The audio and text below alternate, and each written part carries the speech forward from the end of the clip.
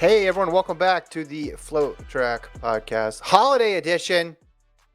I'm Kevin. He's Gordon, here for the second installment of the end of year awards. We are remote. You can see Gordon's screen. Recording this one on early December 31st. So if breaking news happens, we are late. We'll get to it in the new year. Gordon, how you doing? I'm doing good. The podcast that we pre-recorded that everyone watched on Monday has now been out. Hopefully you guys enjoyed that podcast, because if not, we apologize, because we're doubling down because we have no audience feedback from that podcast because we recorded it 2 days ago. This is also being recorded a week out. So if you like that podcast, you're going to love this one. If you hated that one, sorry, it's going to get a lot of wheel-based content this week. Yeah, we're going to have a lot of wheels. If you listen to the first pod, a lot of wheels against both Colt's and Kevin's desires. I found a way. This is all I wanted for Christmas. Me, Colt, and Kevin, we're not exchanging gifts. We're exchanging just like wheels. And I asked for wheels for Christmas, and they're doing this for me. Fair enough. I just didn't want to do traditional athlete of the year stuff because we've talked about that a bunch. So we got biggest breakthrough, we got kick of the year, we got race of the year, and we have relay leg of the year, and then maybe Gordon's mystery category of the year. I don't know what that last one's going to be, but I guess we'll start with breakthrough of the year. Who do you got? Biggest breakthrough of 22. So, I'm going to go to the well here, and I'm going to pick an athlete who I honestly thought had a better season than most people think, according to the voters, according to you. But I honestly thought he had a breakthrough, and that breakthrough was Grant Fisher. I think when you look at Fisher's career up until this year, he was good. He was consistent, but he wasn't great. This was his first season of being great. Now, again, he doesn't have a medal to put to that greatness, but he does have really fast marks, all-time fast marks, records. He's running faster than what Galen Rupp was doing.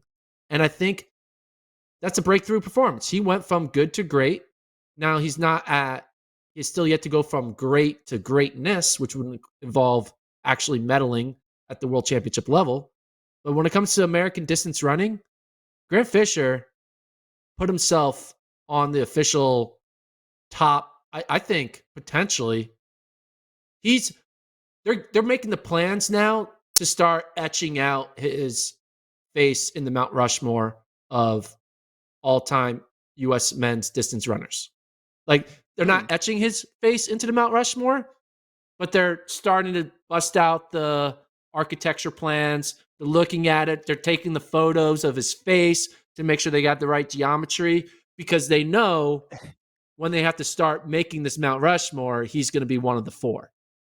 No one was taking pictures of Grant Fisher's face for Mount Rushmore in 2021. But after 2022, after his breakthrough year, he's now being prepped for Mount Rushmore status. I mean, that's tough. That's obviously tough, especially with no medals. He'd need to take this and then move to the next level, like you mentioned. For sure. I don't have a problem with him being breakthrough athlete of the year. It's kind of funny that you picked him for American athlete of the year breakthrough. You're just going to keep nominating him for awards, basically. Is that your plan for Grant Fisher? This is what I do think. I do think he fits though for breakthrough. I do think this matches up. So, like they say, a broken clock is right twice a time. A athlete of the year nomination is right twice a time. So in this situation, the breakthrough athlete of the year, I got this one in agreement with you. So I'll take that as a win. I picked different ones though. I got two. Just you had two for a bunch of categories on Monday's show. So we're just going to break the rules. I had two for completely different reasons. One, Michael Norman, because he got the gold. Finally got the medal, the individual medal that had eluded him. And it felt like of that group of guys, right, that left the NCAA around that same season, all in the sprints, and even guys who didn't leave the NCAA, guys like Noah Lyles, who were in his same graduating class. He had this awesome crop, and he thought they're going to dominate world sprinting and hurdling forever. And Norman didn't have his moment, and he finally did in 2022 in Eugene, and he got the gold. So It wasn't the PR race. It wasn't the American race. Broke through in terms of put together a complete season and got a gold medal. The other person I had was breakthrough for a different reason, for a more traditional reason, and that's Trevor Bassett, who ended up getting the bronze medal, got a PR by well over a second this year.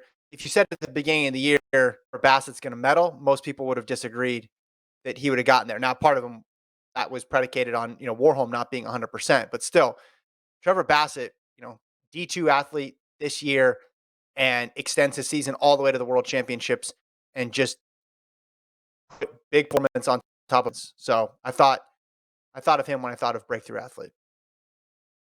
Yeah, I like those two, and it's for very different reasons. Norman was trying to break through the top of the top, and Trevor Bassett was trying to break through from the bottom to the top. Not that he was ever at the bottom, but bottom as in like not really, you're a great athlete, but he wasn't in the conversation for making world finals. Wasn't even the conversation of making world teams. But you gotta do it. You gotta do it first before you can do it again. And he finally did it first. And now Bassett can look at his next 4 years as a golden opportunity to make teams every year and hope that he can break through again in that big three. It's going to be a lot harder next year because I'm not sure if you've seen. Have you seen some of the workouts that Carson Warholm is doing on his Instagram? Yes, they're insane. I'm gonna try to find it. Yeah, he invents new exercises just to intimidate people with, and I think it is working. So yeah, with Bassett, to go back to him for a second, I just felt like he took a couple steps. Like he went from, oh hey, he's just going to make the team, and maybe he'll sneak his way in the final, to oh my gosh, this guy's on the podium. Now, yeah, it's going to be tough next year with Dos Santos Benjamin and Carson Warholm, who is winning the Instagram workout competition. Yeah, go to the next photo. Click to the right, that one, and then go through it. There's a video. Yeah, he does this thing where he picks it up and he slams the weight. Yeah, this one right here. Yeah, watch this. So those of you who are not watching it and just listening, go to Warholm's Instagram. Is in a squat rack. And he has assistants, and he picks up the weight and then slams it up and down like 8 times. What does that do for you? I don't know. Idea. But he saw Trevor Bassett. He saw Trevor Bassett have a breakthrough year. He's like, I got up my game. This is 100% in response to Trevor Bassett coming into the forefront in international 400-meter hurling. Yeah, these workout posts have gone up a level. So, I mean, that could be a category too, right? Instagram posts of the year. I think it might be World. He's running on the Alter G now too. This is with that the angle of his legs hitting the ground. I think he's going to be 100% next year. That's my prediction. My prediction is Carson Warholm is going to go into the year 100%. Don't know if he's going to end the year 100%, but this guy looks 100%. Does not look injured at all, right? Some of the stuff that he's doing. His Instagrams are mesmerizing. Anyway, but big ups, Trevor Bassett, breakthrough athlete of the year, according to Kevin. Yeah. Okay, next one, kick of the year. Your turn, Gordon. Kick of the year. What do you got for kick of the year? So I have 2 kicks of the year. So I'll do the first one. And the first kick of the year is a guy who doesn't even win. Can that count? Explain. All right, let's watch it. Well, I don't even explain. We're just going to show it. This is the final 200. This was a continental tour with 3,800 meter runners in the same race. And the Algerian Moula, man, the guy who I put all my money on winning worlds, he's in like 12th place with 100 meters to go. And he rolls down everyone except for the guy who wins, but he had such a better kick than the guy who wins. The guy who won had a great kick, but Moula had an even better kick because he only lost by 0.01, and he was like a second back of the guy who won. So yeah, so look at that distance so that he closed. Yeah, Wanyoni won it, but Moula won my heart and kick of the week because he look how far where Moula is. You can't even see him in the screen. And Bergen's in this race. Amos was in this race. A bunch of guys were in this race. Obviously, Wanyoni won it and had a great kick himself, but Moula's kick was like incredible. What did you Didn't think of that? this sum up the eight? Well, didn't this basically sum up the 800 as a whole on the season? You gave the award to Yeah. the guy who didn't win in a very confusing Yeah. race. For sure. For sure. But it was a great kick. And I think it's possible for you to have a great kick. And not all kicks need a win. Some kicks can get second. Well, Wanyoni's kick was Yeah. pretty strong too, and he only 17. Yeah. And that's when we said, this guy's the favorite. This is going to be it. And then we went through about 4 or 5 other favorites before World Championships, I think, including Mula. Mula had his turn of being the favorite. It was I'm it going was all in on incredible. Mula in 2023. I'm going to Yeah. huge Mula fan Love it. 2023. I believe in Any him other still. kicks? Any other kicks? I did have a second kick. Okay. This was done at the Brian Clay Invitational. It was a 5K. So we're watching the end of a 5K, and Morgan Beatlescombe went out hard. He kind of like led the entire race wire to wire, had a massive lead. But then, inching ever so closely, the man from Washington, closing. Look at this. Still has like a 10-meter lead with 80 seconds to go. And Morgan Beatlescombe is no joke. Closes so hard on him, takes the win. That was impressive. And it was a fast time, man, like sub 13:20, I believe. Yeah, 13:16-ish. Hell of a kick there for, like, I was just like, whoa. I mean, Scroll down on was that video, Colt, if you could. You scroll down to the description. We have a Ryan Fay, description baby. there? Brian Fay. Okay. Want to make sure. Yeah. So I have 2. I went 2 completely. You went more traditional kick distances, 800, 1500, or sorry, 800 and 5,000. It's where we find a lot of kicks. I wanted to go completely opposite ends of the spectrum here, little unconventional selections for 2022. First one, Joseph Fahnbulleh. Now, which Okay. race, you ask? Every All of race them. in the 200. Every single Joseph Fahnbulleh 200. Didn't matter if it was the SEC championships or if it was the NCAA championships or if it was just a meet in Florida. Season, postseason, didn't really matter. Joseph Fahnbulleh would get out of the blocks and he'd usually be in last or second to last. And then at 100, he'd still be working. And then his last 50 meters would be it would just erase any sort of lead you could put in front of him. Like there was no lead that you were certain about when Joseph Fahnbulleh was in the race. So he gets one of my kicks of the year. Is that what we're calling a kick of the year? Would it be kick of the year? Yeah, kick of the year. Yeah. Okay. All right. Kick of the year. In this situation, you call him other kicker of the year because he's just a good kicker. Kicker of the year. Okay. Yeah. Now this next one, I'm going to go completely opposite direction. I'm going to go to the marathon. And I'm not going to pick a race where there was like a sprint finish over the last 100. I'm just going to pick a long distance kick. So I'm going to go to Valencia. We know that race was billed as the Latensipet Gede world record attempt, right? But Amani Bariso, she ran 2:14.58. And her kick away from Latensipet Gede lasted about minutes. But that's why I'm picking her. It was a How many minutes stamina it based. last? You broke up. How many minutes it About last? 25 minutes, 25 or so. I don't know. Like it was like 1:45 on the clock. So almost 30 minutes. It was a 30-minute kick. And I feel like you deserve a win in this if you pull off a 30-minute kick. And that's what Amani Bariso did. Because to keep up with Latensipet Gede is hard enough work. That's a really hard job to do. And in order to get away from her, you have to inject some pace. And she did it, but she just happened to do it for several miles. So Bariso, marathon, Fahnbulleh, men's 200. I like that. I always think that if you gave Joseph Fahnbulleh, Christian Coleman, or Trayvon Bromell's start, he's Usain Bolt. It'd be over. That's what it feels like. It'd be over. It'd be over. It'd be over.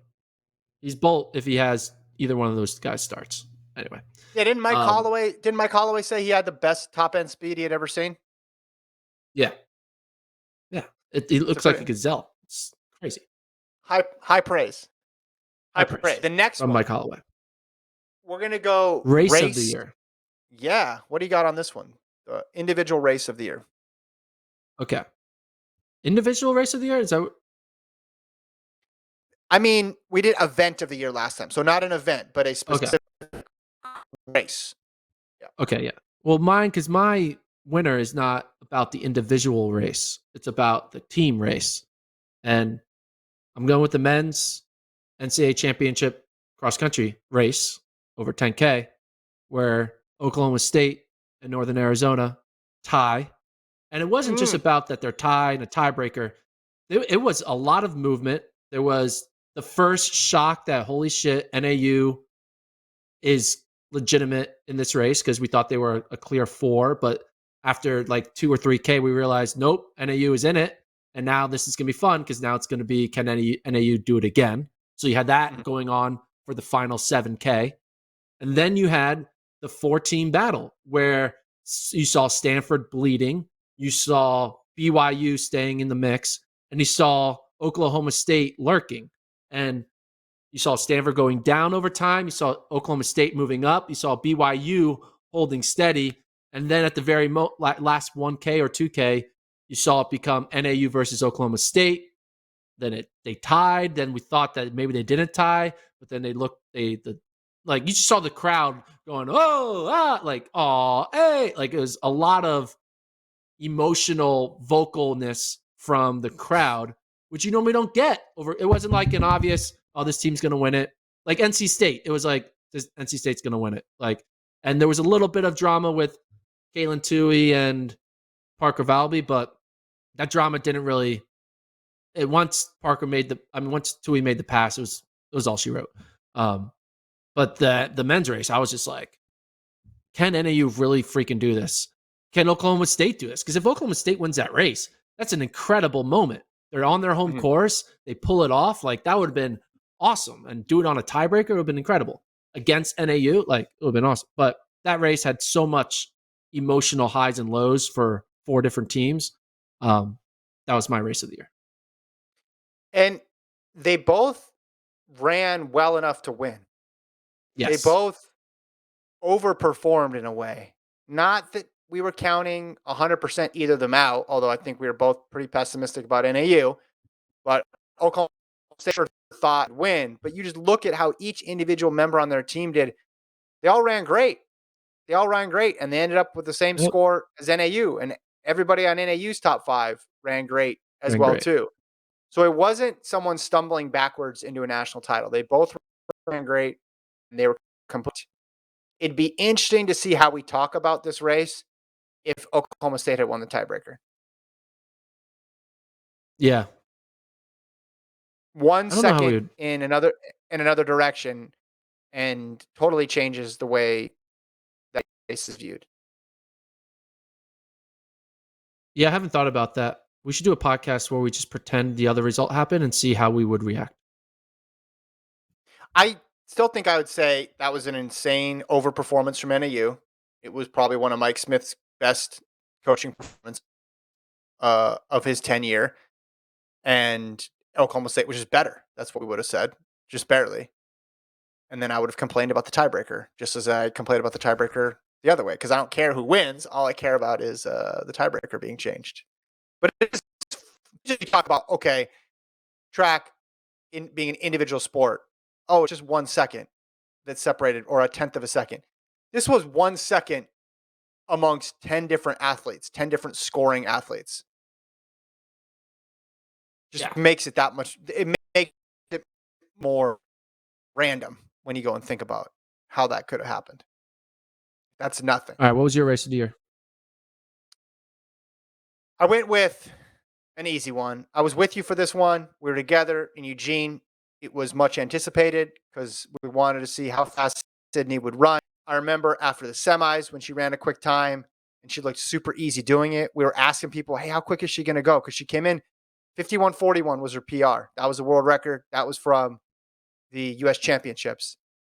And I think the bold people among us, I don't know if you were one of them. We'd have to go back and listen to the old pods, but the bold people among us were thinking, I think she might break 51. And I was like, no way. Breaking 51? Breaking 52 was such a huge accomplishment. She's not going to break 51. And she goes out and she runs 50.68. And just the collective shock of everybody in that stadium was something to behold. Do you remember that? Do you remember how everybody was just staring at each other afterwards and just shaking their heads? Yeah, our brains broke. We weren't prepared to see that time for that type of race. And it just made us realize like we've been thinking wrong about this sport for decades and for years and for centuries. Is like, this isn't what a human's supposed to be able to do. And Sydney broke our brains and then made us thinking like, she's only this young. She's not in her peak form yet. So then we started having brainstorming conversation like, how far is this going to go? Like, we thought we hit the pinnacle. We didn't even know she was not even starting her climb. It was just like an incredible thought process that went through all of our heads after watching that. It's one thing, sporting event, and you see a result that surprises you. Oh, this team upset this team, or this person wasn't supposed to win and then they beat this other person, or they outperformed this one. This was a referendum on the limits of the human body, really. So that's why we were so shook up about it. It wasn't like, oh man, did you see Argentina beat France? I can't believe that. Or did you see this 15 seed beat the 2 seed? That's kind of wild. Because when you have a team competition, you're able to look at it from both sides. Hey, this one team did really well, but hey, this other team, they might not have had a good day. This was just her, yeah, like you said, running up against what we thought was possible in that event, and she prevailed. So then everybody was in shock that it happened, but also, yeah, scratching their head a bit, wondering, what else am I completely wrong about? So what else am I completely undervaluing? Or what else out there do I not think is possible that actually could be possible? And that's a very cerebral thing to walk away from a track meet thinking. And that's what I remember when we were walking down Agate Street, thinking about that, going to your dorm to record a pod. I was just shocked, just totally shocked. I was shocked too. It's fun. That's why I watch. That's why I love the sport, for those moments. Those moments when once in a generation athletes shock us. Bolt did that. Mo Farah was that with his consistent winning every single time, no matter what. Sydney now is kind of giving us that feeling of like testing the human limit. So, I mean, and there's gonna be more to come. Yeah, I really hadn't thought that. I mean, maybe the year before you could talk about with what she did, but also what Warholm did as kind of a mini moment. But this just went far past that. You'd have to go back to Rudisha, or maybe you'd go farther back even to Bolt. Like there's fewer things. Like winning was, and you keeps winning and winning and winning and winning. But like I said, that's Farah versus these opponents. That's Farah versus the best in the world. This is Sydney versus all these decades and decades and decades of history and times that we thought were possible for 400-meter hurdler. And her just saying, no, that's not it. It's not even close. I can run 50.68 with no competition. All right. So one thing we love about our sport is relays. So there's got to be a relay leg of the year winner. Kevin, should I go first or you want to go first? We both picked a relay from the same event. I mean, from the same meet. Mm-hmm. I'm going with the ending to the men's 4x mile at Penn Relays. You're watching on our YouTube channel, showing the final lap here. Classic, all the teams are still in it with a lap to go, even though we've seen 15 laps. There was no separation over 15 laps. And then finally, in the final 300 meters, people decide to start actually trying to separate.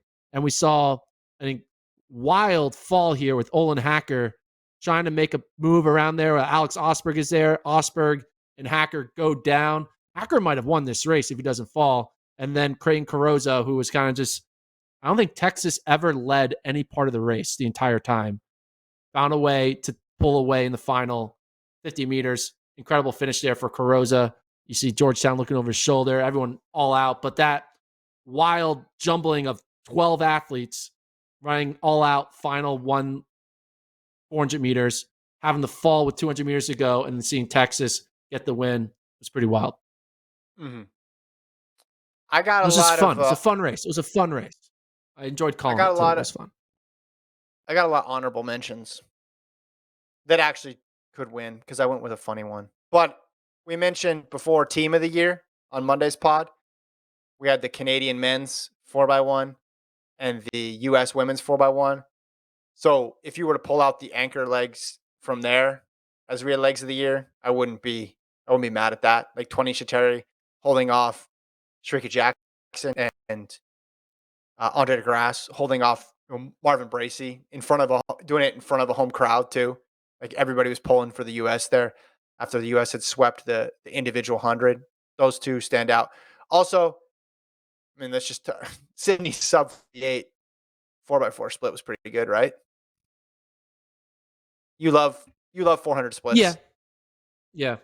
That One was thing great. that kind of sucks You know, about the 4x4 on even the US and the US on the men and women's side, like the women's 4x4 can put together an incredible team if they wanted to. And if they're all going all out, they all can. You could argue 3 of the 4 of them could all split 47 seconds, which is insane. The only negative is there's not another country out there to make the actual stakes interesting, right? Because they're just going to be running by themselves. And as fun it is to watch Sydney run 47 point or a Thing Yeah. Mo run 48 point or whoever run 47, 48 point, they're doing it by themselves. Yeah. It's much more fun if there's another athlete on another team matching them stride for stride. That's why I really loved it when that Texas A&M versus USC West prelims with Michael Norman and Donovan Dixon when they're both running like 43, 42 second 4x4 splits. Yeah. It was fun because there's 2 of them doing it. When it's just you by yourself, it kind of loses its pizzazz. That's my only what basically I need a USA versus the world 4x4 for me to get excited.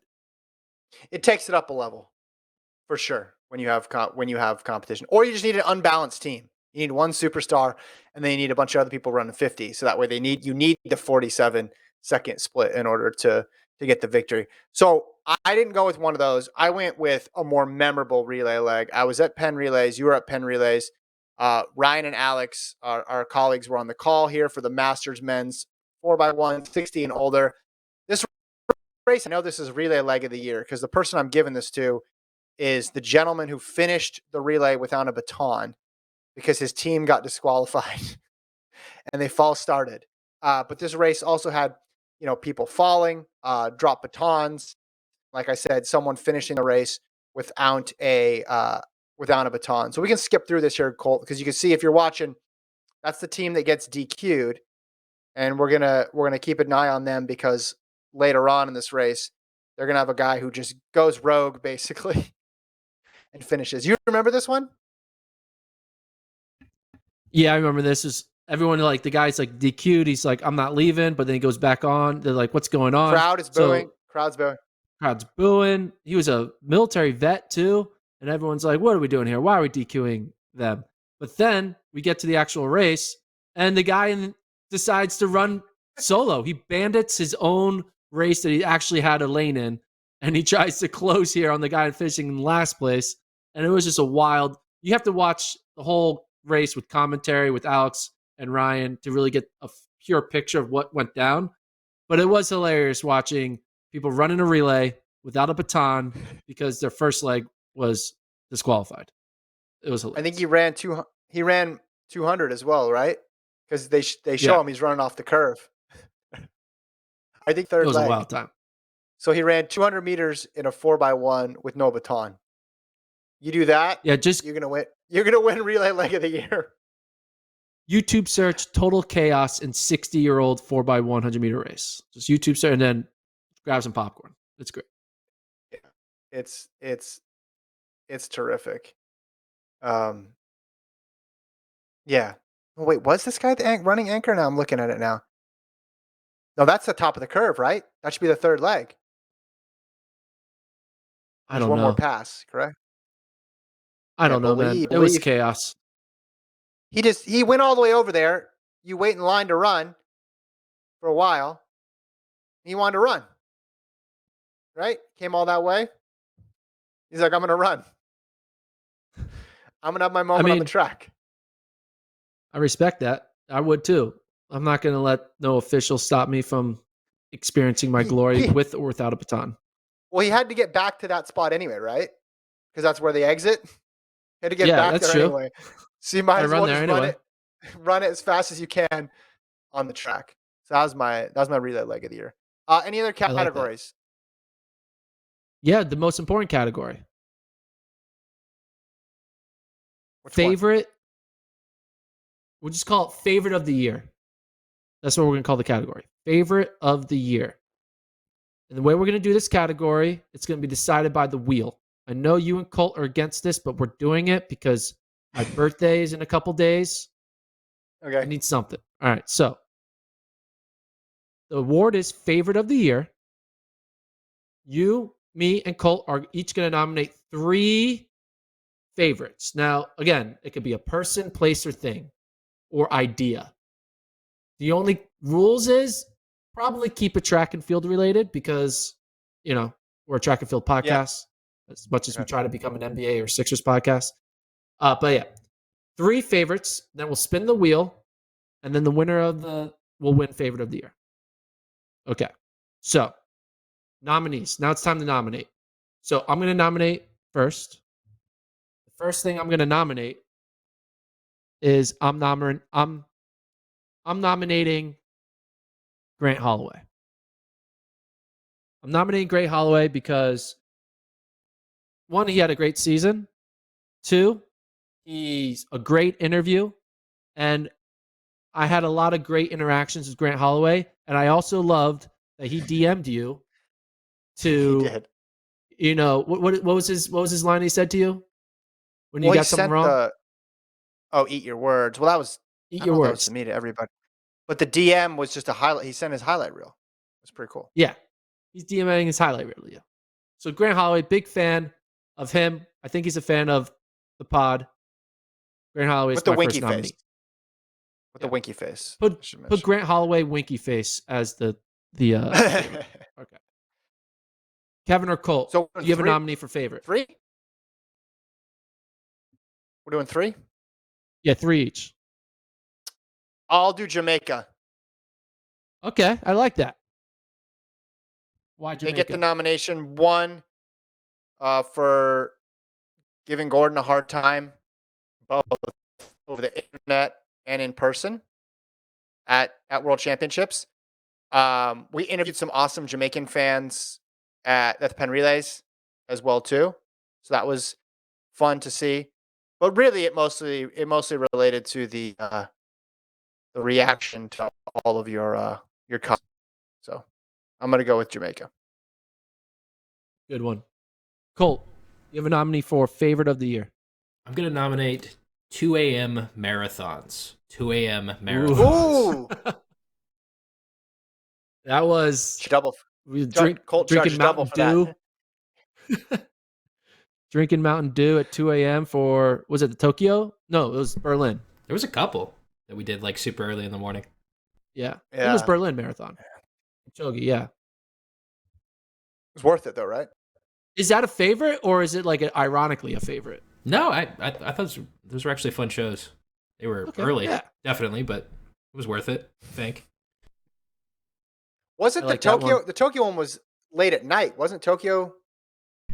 It was so There was one late. that was like 11, and then there was one that was like 2 to like 4 in the morning, I think. Yep. Berlin was 2 to 4 a.m.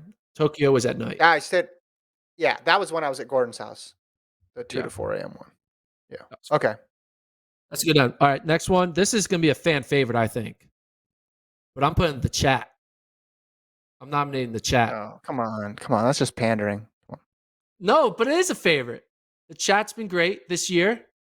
They deserve to be nominated for favorite of the year. I mean, it's self-explanatory. They show up. They say good morning or good afternoon to us. We've adjusted when we go live on them, and they've adapted accordingly. The chat is a nominee for my favorite of the year.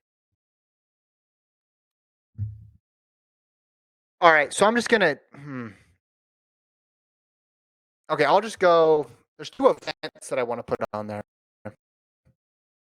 because I gave the women's 200 my event of the year. So do I just? But the men's 200 was good too. So do I just put the 200? Yeah, that's good. The 200. Yeah. Okay, I'll do that. Two. I'll do the 200 Colt will nominate. No explanation needed on that one. Yeah, that's pretty self-explanatory. All right. Colt. Next nominee. Nominees. Didn't really have a moment in the sun this year, but I'm putting Super Shoes on the list here. I feel like this is the only list that makes sense to go on. I love it. The one time we feel like we can get away from the Super Shoe conversation, Colt finds a way to bring it back. We cannot let this die. Ugh. If Super Shoes wins, that'd be a huge upset. Huge upset. Okay. This one, kind of in same vein as Super Shoes. I'm going to go with big shout out to Whereabout Success. People who are really good at telling their AIU where they are. Whereabout successes. We only talk about the failures of Whereabouts. I need a little more love for the successes because they get underappreciated. No one retweets the Whereabout successes that all the athletes are doing. We only give attention to the negative. So I'm going to give some positive thoughts to Whereabout successes. Because they're unknown. Right. People don't even know about them. I'm thinking back to World Championships, and I'm thinking back to the biggest controversy of the meet, and it was Devin Allen's false start, I believe. Wouldn't you say, Gordon? Yeah, for sure. Okay. And listen, sometimes there's a controversy in track, and it divides people. Divides people along like a bunch of different lines in terms of like what should be done about it. Sometimes, though, I think there's more universal acceptance of what the right course forward is. And I think on this one, both the track nerds, of which I consider myself one, and the more casual people, we're on the same page on this one. Like we both said, you know what? We don't like that rule. We want a different rule. And the reason we were able to do that was because all the data presented to us nerds, it made sense, right? Like you and I combed through all the data. We're like looking at this like, wait a minute. This is so strange. Like there's clearly some issues. There was that couple day stretch where you had all these readings that were like really close to 0.10. So I'm going to nominate the false start investigators, the people who investigated all the false starts, the people who knew, the neuroscientists who emailed or tweeted us with like an explanation for how fast you can react to something. Those people, the people who just comb through the data to show us like what the reaction time was on this World Championship day. False start investigators, I feel like brought the track world together. I like it. They are a favorite of the year in my mind too. Yeah. Worthy nomination there. Colt? All right, final one. I'm going with USA throwing, men and women. Just across the board, very fun to watch. I really enjoyed. Like, I'm not a big track and field guy, you know that, but I liked the throwing this year. It was fun. All right. I thought he was going to do a bit and do the Big 12. Oh, damn. I should have done that. Can I replace it? Well, no, we can give you a 10th. We'll give you a 10th nominee. Sweet. We can throw Big 12 in there. You get another one, Colt. The Big 12. You going on the list. There we go. Big 12 is out. I like the USA throwing. Colt went with like a very serious one. I didn't expect that. I mean, the USA women, they almost won every throwing event. Yeah. They were pretty close to doing that. The men, obviously, with the shot put, they're getting their shit done. Yeah. Swept. Yeah. So I like it. Yeah, Colt, he's slowly become a content creator here, right there, talking about USA throwing. I like it. Colt's taking over. Right. Do you have any gift cards, Colt? You want to contribute? I can dig through my bags. Maybe I got something. I don't have anything top of mind. So what happens when we spin this? This is the moment of truth. What happens when we spin this? Do we do elimination style and we spin it and then we eliminate down to the winner? No. Takes so long. No. You spin it once and that's the winner. Okay. Kevin, do you have a last minute? You know, we gave Colt a 4th nominee. Do you have any other nominees you feel like you really need to throw in the favorite of the year? No, I think it's covered with these ones. Okay. All right. I'm good with my 3. So to recap, we have the great country of Jamaica. We got Grant Holloway. We got the Big 12, USA Throwing, False Start Investigators, Whereabouts Successes, Super Shoes, the 200 meters, 2 a.m. marathons, and the chat. I hope the chat wins. That'll be great. The chat wins. So we're spinning it once, and whoever it lands on wins FloTrack's 2022 favorite of the year. Oh boy, it's happening. It's happening. Hold your breath. Gordon's dream. It's almost the chat. 200 the 200. 200, you were our favorite. I mean, it's so true, though. They gave us a lot of great memories from the Jamaicans doing their, Abby Steiner doing her thing, Favor Philly, and then Noah Lyles, Arian Knighton, Curly getting into form. Shrika Jackson. Annie B, Shrika Jackson. So good. That is the favorite of the year. I agree with that. 200, the deuce. That's favorite of the year. Well deserved. Okay with that. This actually worked. Gordon. It actually the wheel worked. I'll give you credit. Panned out. The wheel's just. The wheel's just. It's just. The wheel doesn't lie. Any last words before we sign off, Gordon? No. For 2022. Like and subscribe. I guess you won't hear a podcast from us until 2023, right? We'll probably do some New Year's resolutions. I have my Absolutely. The dunk will 2023. Like, I'm gonna dunk by the end of this year, but I have my idea what I'm doing by the end of 2023 already set. All right. So I'm excited. So we'll have the video. We'll have all the videos and stuff of Gordon dunking in the first week of January. Yeah. Exciting. And then we'll do new resolutions. Yeah, it'll be fun. Very fun. All right. Thank you to Colt for producing. Thanks everybody who tuned in. Happy New Year, and we'll talk to you guys next week.